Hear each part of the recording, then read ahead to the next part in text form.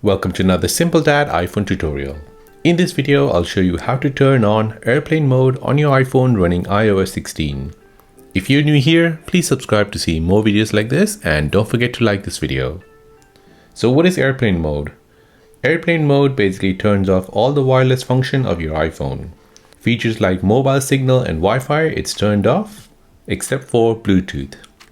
This is really useful if you're traveling in an airplane and the pilot tells you to turn off your phone. So let me show you how to turn on airplane mode.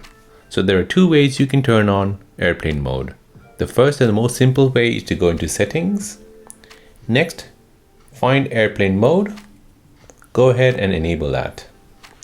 And now you'll see this symbol here, the top right, an airplane symbol.